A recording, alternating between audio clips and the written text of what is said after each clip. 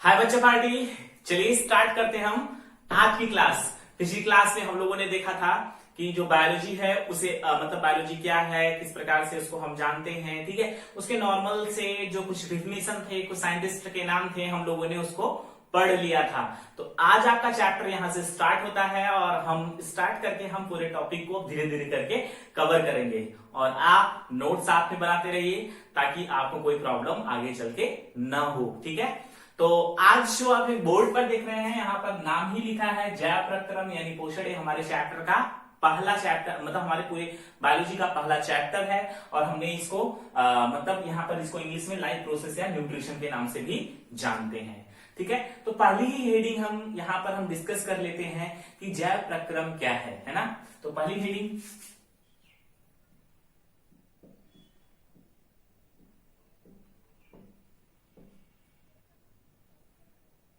देखिए, वे सारी क्रियाएं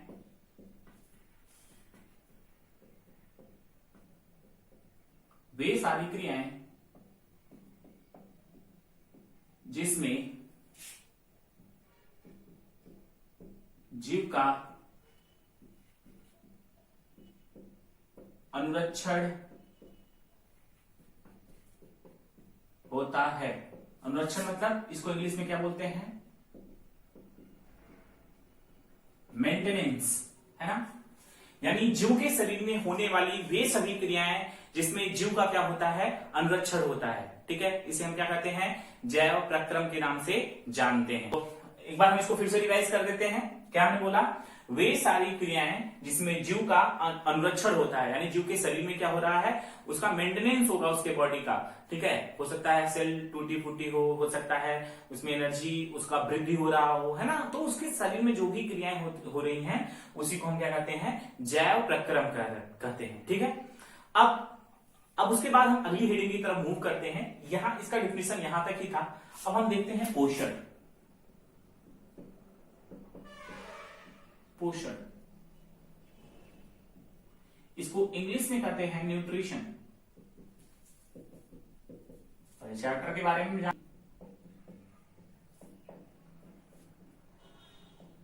जिसमें जीव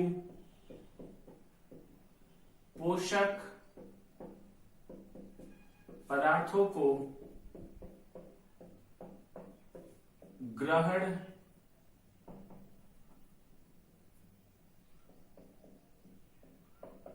करते हैं, उसे क्या कहते हैं? पोषण कहते हैं, ठीक है। यानी कि ऐसी विधि, ठीक है, यहां पर लिखा है वह विधि जिसमें जीव पोषक पदार्थों को ग्रहण करते हैं। यानी कि जीव पोषक पदार्थ, अरे पोषक पदार्थ क्या होते हैं? पोषक तत्व या पोषक पदार्थ आप जानते होंगे 5 प्रकार के होते हैं। कौन कौन से बताइए? कौन कौन से? चलिए हम यहां पर राइट कर देते हैं उसके नाम भी। पहला क्या है? कार्बोहाइड्रेट। दूसरा क्या है? फैट्स। और तीसरा क्या है? कार्बोहाइड्रेट हो गया, फैट्स हो गया, ठीक है। और तीसरा क्या है? प्रोटीन। चौथा क्या है? विटामिन। और पांचवा क्या है? मिनरल्स, ठीक है। तो फिर से देख लीजिए, हमने क्या बोला?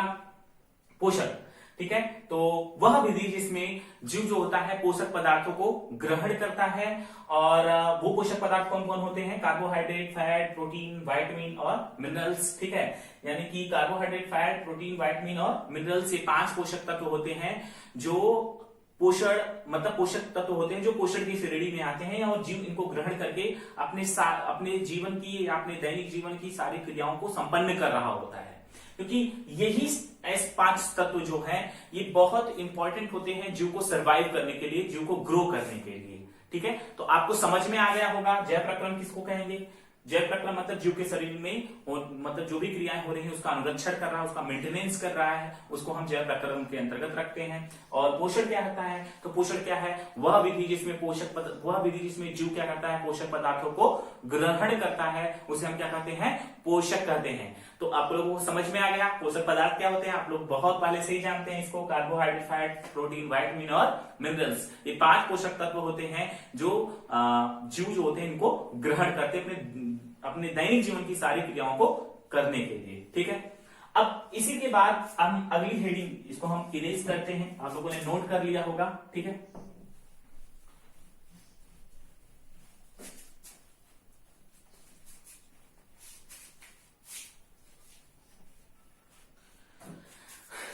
पोषक पदार्थ के कार्य, है ना, या पोषण के कार्य।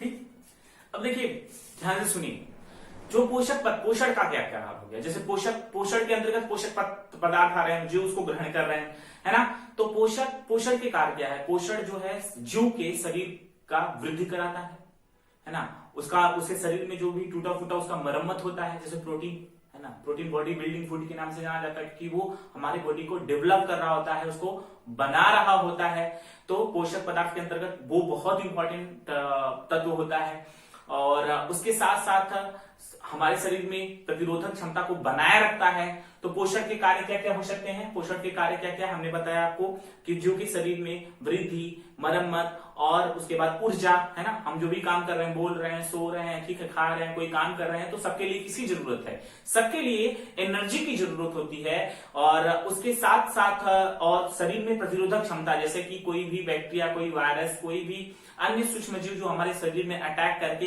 हमको नुकसान पहुंचा सके, उससे बचने की जो क्षमता प्रदान करता है कौन, पोषण। ठीक है, तो पोषण के कार्य आपको समझ में आ गए, है ना, आप लोग राइट भी कर लीजिएगा यही, है ना, कि क्या कि जो पोषण होते हैं, यानी पोषण के अंतर्गत जो पोषक पदार्थों का हम सेवन करते हैं उसमें हमें वृद्धि, ऊर्जा, है ना, हमारे शरीर की वृद्धि और ऊर्जा, और उसके साथ साथ कोशिकाओं की मरम्मत, ठीक है, या फिर अंगों की मरम्मत, ठीक, और उसके बाद रोग प्रतिरोधक क्षमता, है ना, ये सभी प्रदान करते हैं। ये किसके अंतर्गत आते हैं, पोषण के अंतर्गत आते हैं। ठीक है, पोषण के कार्य में हो गया। अब पोषण के प्रकार आपसे पूछ सकता है ना, पोषण के प्रकार, अगली हेडिंग यहां से हम राइट कर लेंगे, क्या, पोषण के प्रकार। पोषण के प्रकार, इसको कितने भाग में डिवाइड किया गया है, बच्चों ध्यान से सुनिएगा, कितने भागों में डिवाइड किया गया, इसको 2 भागों में डिवाइड किया गया है ना। पोषण के प्रकार मतलब पोषण को कितने भागों में डिवाइड किया गया है, 2 भागों में डिवाइड किया गया है। कौन कौन सा, स्वपोषी पोषण, ठीक है, और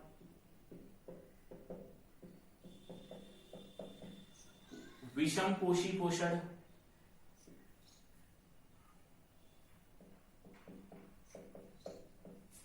तो स्वपोषी पोषण और विषम पोषी पोषण। तो पोषण को 2 भागों में डिवाइड किया गया है। हम सबसे पहली हेडिंग पढ़ेंगे क्या, स्वपोषी पोषण। तो इतना राइट कर लीजिए आप लोग, बोलिए कुछ टफ है नहीं ना, बहुत आसान है, तो राइट करिए यहां पर, है ना। तो हम पहली हेडिंग बनाने जा रहे हैं यहाँ पर, स्वपोषी पोषण यानी ऑटोट्रॉफिक न्यूट्रिशन इंग्लिश में इसको बोलते हैं, उसको हेटेरोट्रॉफिक न्यूट्रिशन बोलते हैं, ठीक है, ऑटोट्रॉफिक न्यूट्रिशन, और इसको हेटेरोट्रॉफिक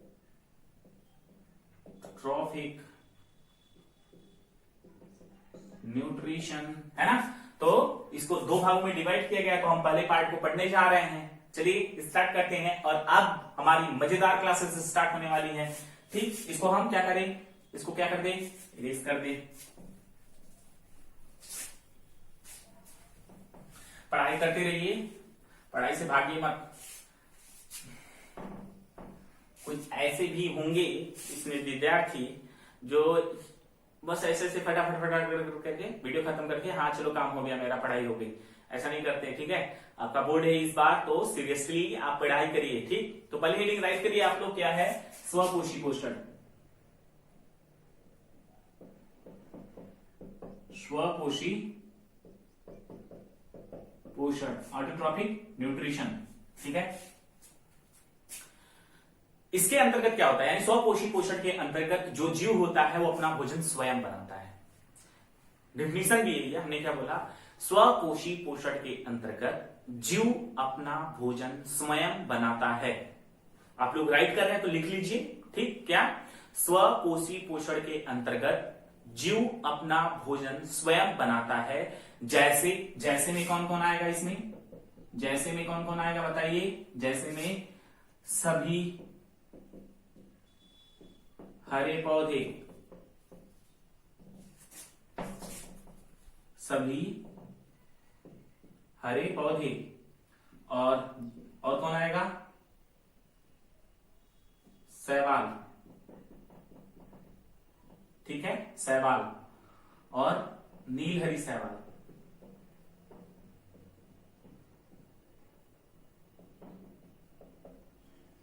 ठीक है, स्वपोषी पोषण मतलब वे जीव जो अपना भोजन स्वयं बनाते हैं। ठीक है, उन्हें हम क्या बोलते हैं? स्वपोषी पोषण। जैसे में ये सभी हरे पौधे, शैवाल, नीलहरी शैवाल। अब आप कहेंगे सर हम भी तो अपना भोजन स्वयं बनाते हैं, हम भी तो अपना भोजन, हम अपना भोजन, देखिए बच्चों, हम अपना भोजन बनाते नहीं हैं, हम अपना भोजन जो है पकाते हैं। ऑलरेडी वो हमें प्लांट से मिला है। और हम अगर आपको बता दें, हम डायरेक्टली और इनडायरेक्टली वे से किस पर डिपेंडेंट हैं? हम प्लांट पर ही डिपेंडेंट हैं। अगर इस पृथ्वी से, मतलब इस पूरे वर्ल्ड से अगर हम कहें तो अगर हम प्लांट खत्म हो जाए तो सब कुछ खत्म हो जाएगा। क्योंकि प्लांट से सबसे इंपॉर्टेंट जो गैस प्राप्त होती है, हमको ऑक्सीजन मिलती है। ठीक है, बिना उसके हम सर्वाइव नहीं कर सकते। और भी जितना भोजन हमें प्राप्त होता है सब पौधों से मिलता है। आप कहेंगे सर अंडे तो पौधे से नहीं मिलते। बिल्कुल सही है बच्चों, अंडे पौधे से नहीं मिलते, लेकिन वो किससे मिलते हैं? मुर्गी से मिलते हैं। ठीक है, बत्तख से मिलते हैं। और वो मुर्गी और बत्तख क्या खाते हैं? कीट पतंग को खाते हैं। बिल्कुल सही है, लेकिन वो कीट पतंग किसको खाते हैं? तो पौधों को खाते हैं, है ना। तो पौधे अगर नहीं रहेंगे तो कीट पतंग नहीं रहेंगे, कीट पतंग नहीं रहेंगे तो मुर्गियां नहीं रहेंगी, मुर्गियां नहीं रहेंगे तो अंडे नहीं मिलेंगे। आप कहेंगे सर हम गाय भैंस मतलब जो होता है दूध पी लेते हैं, है ना, दूध पीते तब भी हम अपने पर ही डिपेंड रहेंगे। कोई ऐसा नहीं है। जो गाय भैंस होती हैं, जो दूध देती हैं, वो क्या खाती हैं? चारा खाती है ना। चारा कौन? मतलब प्लांट। प्लांट अगर नहीं रहेंगे तो चारा कैसे खाएंगे वो? और चारा नहीं खाएंगे तो दूध नहीं देंगे। इसका मतलब क्या हुआ? हम डायरेक्टली, जैसे अगर हम पालक की सब्जी या कुछ जैसे प्लांट से कुछ लिए तोड़कर और खा लिए, हम डायरेक्टली भी प्लांट पर डिपेंड है और इनडायरेक्टली वे से भी डिपेंड है। यानी हम दोनों तरीके से पौधों पर डिपेंड होते हैं। हम अपना भोजन बना नहीं सकते, इसलिए हम विषम पोषी के अंतर्गत आते हैं। समझ में आया, है ना? बहुत आसान था, समझ में आना भी चाहिए। ठीक, तो इतना क्लियर हुआ। अब हम अगली बहुत इंपॉर्टेंट टॉपिक पढ़ने जा रहे हैं जिसका नाम है प्रकाश संश्लेषण, है ना। और आप लोगों ने क्लास 6 में ही पढ़ लिया होगा इसको, लेकिन फिर भी बहुत सारे ऐसे विद्यार्थी होंगे जिनको नहीं आया होगा या फिर भूल गए होंगे। कोई बात नहीं, यहां देखिए कौन सी टॉपिक हम बताने जा रहे हैं आपको। कौन सा हेडिंग है? प्रकाश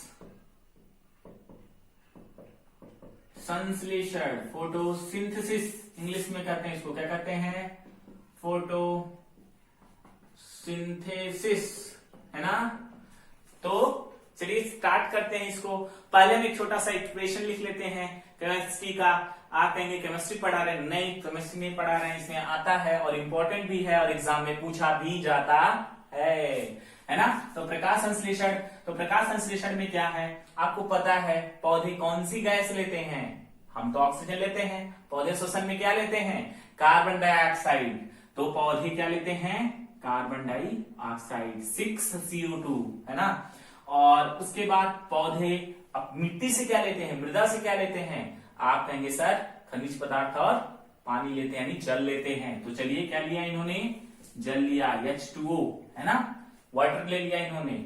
उसके बाद अब आपको इतना पता होगा कि पौधे जो हैं वो क्या करते हैं? बताइए, प्रकाश संश्लेषण करते हैं। तो प्रकाश संश्लेषण करते हैं तो उसके लिए उनको क्या चाहिए होता है? बताइए क्या चाहिए होता है? उनको सनलाइट चाहिए होती है। मतलब आप यहां पर सन जैसा कुछ बना भी सकते हैं या यहां पर लिख सकते हैं आप सनलाइट, है ना। और पौधे जब की पत्तियां अगर हरी होंगी तभी वो क्या कर पाएंगे? फूड बना पाएंगे, अन्यथा वो फूड बना नहीं पाएंगे। तो इसलिए अब आप लिखेंगे यहां पर, क्या लिखेंगे आप यहां पर? क्लोरोफिल, क्लोरोफिल, यानी प्लांट में क्लोरोफिल का भी होना क्या है, आवश्यक होता है ना। अब बनाएंगे क्या, है ना, हमारे यहाँ जगह नहीं है तो हम इधर लिख रहे हैं, आप लोग सीधा कॉपी में लिख लीजिएगा। तो ये बनाते क्या है, ये 6C6H12O6 जिसको हम क्या कहते हैं, कार्बोहाइड्रेट या ग्लूकोज के नाम से जानते हैं, है ना, कार्बोहाइड्रेट बनाते हैं। और उसके बाद क्या बनाएंगे, उसके बाद आपको पता है जब प्लांट भोजन बना रहा होता है उस दौरान उसके पत्तियों से जो जल होता है वो उड़कर कहां जा रहा होता है, एटमॉस्फियर में जा रहा होता है बच्चों। तो एटमॉस्फियर में जा रहा है इसका मतलब वो क्या और बनते हैं, उसमें जल भी बन रहा होता है, मतलब जल उड़ता है, वापस वेपराइज हो रहा होता है। और उसके बाद आपको पता अच्छे तरीके से है कि हमें पौधे ऑक्सीजन भी देते हैं, तो हमें क्या देते हैं, वो ऑक्सीजन भी देते हैं, ठीक है। तो ये जल हो गया और ये ऑक्सीजन भी देते हैं। तो आपको इसका डिफिनीशन लिखने के लिए आए एग्जाम में आता है, ठीक है, एग्जाम में लिखने के लिए आपको डिफिनीशन आए तो आप अगर इस इक्वेशन को भी लिख देंगे तभी एग्जामिनर आपको पूरा मार्क्स देगा, ठीक है, पूरा नंबर देगा आपको। और ये इंपॉर्टेंट इक्वेशन है और आपको लिखना चाहिए। कैसे बैलेंस हुआ, चलिए बैलेंस करके बता देते हैं। C6 है ना, कार्बन की संख्या कितनी है यहाँ पर, 6 है। तो चलिए इक्वेशन हमारा यहाँ पर कार्बन की संख्या यहाँ पर 6 है और नहीं कार्बन है, नहीं कार्बन है, तो कार्बन बैलेंस हो गया।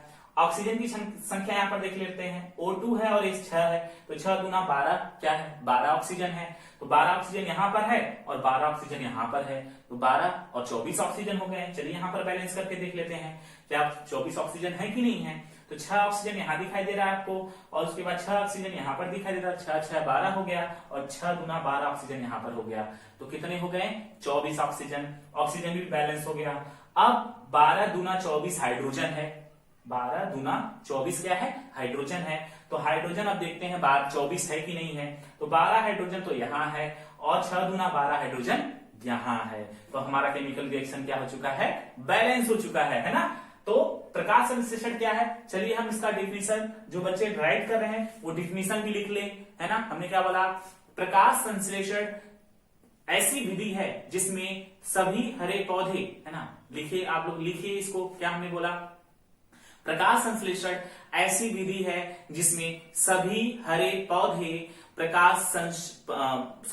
पौधे कार्बन डाइऑक्साइड तथा मृदा से यानी वायुमंडल से कार्बन डाइऑक्साइड तथा मृदा से जल का अवशोषण करके प्रकाश मतलब सूर्य की रोशनी तथा हरित लवक की उपस्थिति में, ठीक है, सूर्य की रोशनी तथा हरित लवक की उपस्थिति में क्या बनाते हैं, कार्बोहाइड्रेट, जल तथा ऑक्सीजन का निर्माण करते हैं। और इस पूरी प्रक्रिया को क्या कहते हैं, हम प्रकाश संश्लेषण कहते हैं यानी फोटोसिंथेसिस कहते हैं।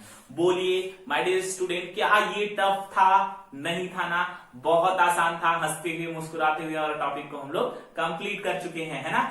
फिर से जो बच्चे राइट कर रहे हैं लिख लीजिए, फिर से हम इसको आपको समझा दें, ठीक है, एकदम आसान है, इजी वे से यही लिखिएगा जो हम बोल रहे हैं, क्या कि प्रकाश संश्लेषण वह विधि है जिसके अंतर्गत सभी के सभी हरे पौधे शैवाल वायुमंडल से कार्बन डाइऑक्साइड तथा मृदा से जल, ठीक है, मृदा से क्या, जल का अवशोषण करके सूर्य के प्रकाश में यानी सनलाइट, है ना, सूर्य के प्रकाश में तथा क्लोरोफिल की उपस्थिति में, हरा होगा तभी हो पाएगा, ठीक है, क्लोरोफिल की उपस्थिति में कार्बोहाइड्रेट, जल तथा ऑक्सीजन का निर्माण करते हैं। और इस पूरी विधि को हम क्या कहते हैं, प्रकाश संश्लेषण कहते हैं। क्या टफ है, नहीं ना, आसान है। तो चलिए बस आज की टॉपिक यहीं तक थी और आप लोग अपना नोट्स कंप्लीट कर लीजिए। Thank you so much student. और अगर आप जो है नए हैं तो चैनल को सब्सक्राइब कर लीजिए और पसंद आया, समझ में आ गया तो लाइक कर दीजिएगा। कोई प्रॉब्लम हो तो कमेंट में जरूर लिखिएगा, ठीक है। तो thank you so much, all of you. घर पे रहें और सही सलामत लॉकडाउन का पालन करें क्योंकि बहुत ही डेंजरस स्थिति इस समय चल रही है।